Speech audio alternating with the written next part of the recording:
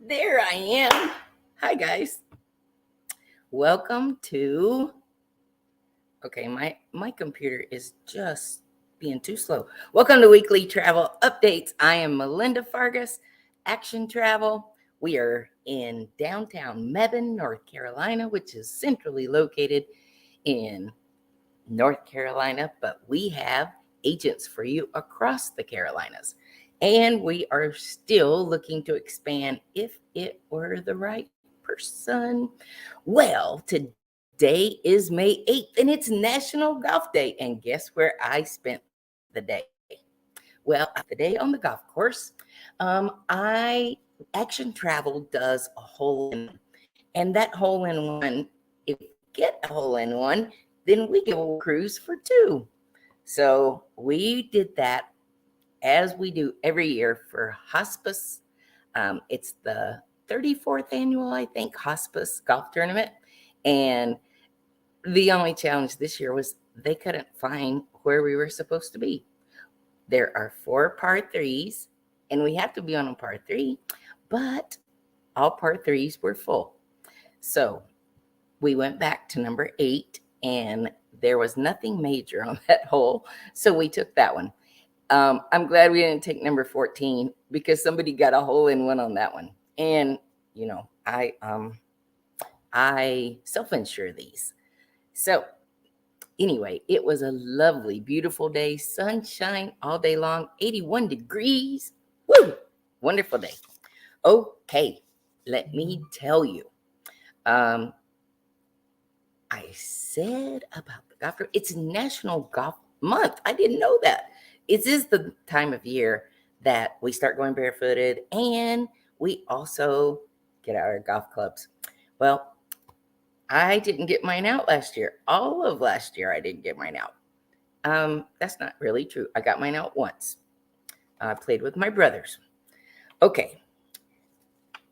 As we get involved with the community, I think I have really failed in asking my friends who follow me here for a favor. We're going back to the basics. We used to say, if you go out of town, we want you to think of us. And in this economy, if you go out of town, we want you to think of us. We can see all of the hotels from low to high. We can now see many condos, villas, bed and breakfasts, and homes. So it gone are the days where you had to depend on hoping to get a honest Airbnb owner, or, well, we won't go to the other ones, but there have been challenges. And when you book through a full service travel agency, Action Travel is, we stand behind what we're selling you. So it costs you no more than if you do it yourself. We'll keep saying our service is free, but our advice is invaluable.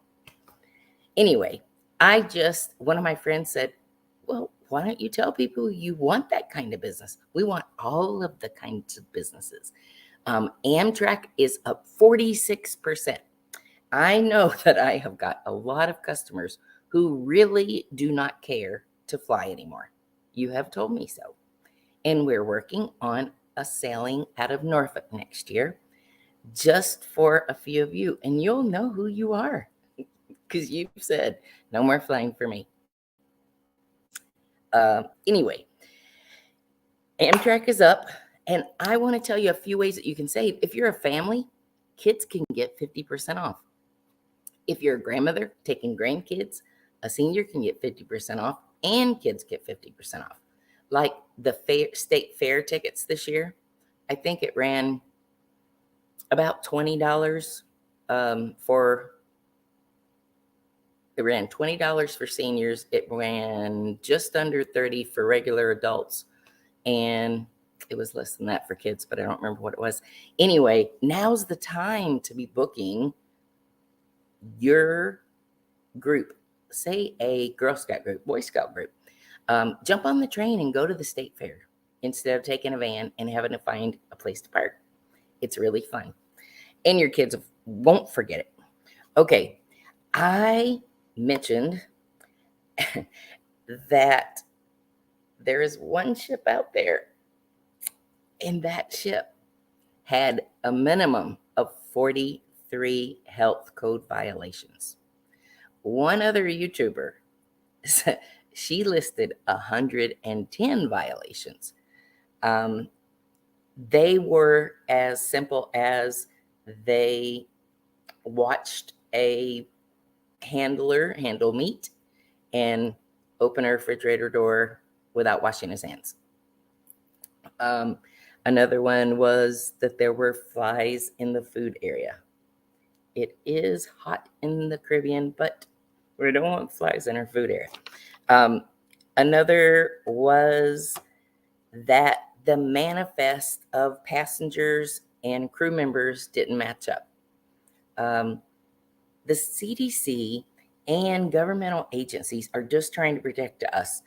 And so this cost them $23,920 for this surprise inspection. And you ask, hey, Melinda, how could that happen? Well, I'll tell you, somebody turned them in. There is a website, Cruise Vlog, and it has national cruise news and international cruise news. Go read the full details. But it seems that another cruise line had a crew member who visited on board this ship, which happened to be, drumroll please, about not my computer, MSC.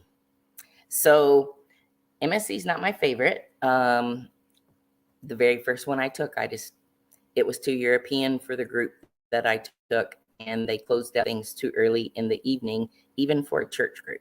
So it's not my favorite. But to get a 67%, you have to have an 84% passing rate. And this is the very first cruise line of any size. I mean, they're not counting ships that might be under 100 passengers, but any cruise ship of any size, this is the first failure, and it's big. So it seems that they were turned in. They did a surprise inspection, and because they were found in violation, they are going to have to pay $23,920 for this surprise inspection. Okay. Gosh, can't believe my battery's running low. If it goes off, because if you last Friday, not Friday, we were in revival all week. And with the revival, I took my laptop, my light, I took everything, but I could not get connected in the parking lot. And I just decided I'll tell you this week. So the CDC charged them. The CDC has pretty much said COVID is over. It's an endemic. It's going to be treated like anything else. No more reporting is required. So now we go to what's new for our area, Melinda. 100 new flights are coming to the East Coast. Guys, this should make things much simpler. Number one, it's going to save the airlines over 40,000 air miles because they backtrack a lot. How many of you have flown to New York and have to fly to Florida to get there, or fly to Chicago and you have to go to Orlando, or you have to go to DC? Anyway, the stats are out. And once again, American Airlines is the carrier with the most flights, most passengers traveled. The next was Delta, slipping into third place this year. Oh, these were 22 numbers. Slipping into third place since it's been counted, Southwest Airlines. Tell me in the chat if you are a Southwest flyer. I'm just curious. And coming from way behind up to fourth place is United Airlines. Now, their cities have really changed. American added Charlotte. So that was really big for American. Delta is really, Atlanta's their main hub, but they have Minneapolis for domestic flights. They have Detroit for international flights. They have the Southwest. Where are they in the Southwest? Nope. Salt Lake. From Salt Lake, they do going to the West and to the Western Caribbean. All right. Then I was pretty surprised at where the busiest airports were. LA had been for the longest time. Then it became Chicago. Then it became Atlanta. Well, they're looking at numbers 2019 and 2022. Atlanta still holds first place. But guess who jumped up into second? DFW, Dallas-Fort Worth. That is American territory. That's their largest hub, main hub. That is pulling their numbers way up. And then they also have Miami. So that feeds all of the Caribbean and lots of cruise passengers. So that pulls their numbers up. Miami is not just a feeder, but because of the cruise business too.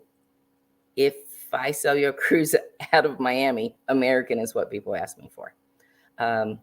If American's not available, we do Delta nonstop into Fort Lauderdale. Okay, I will go on.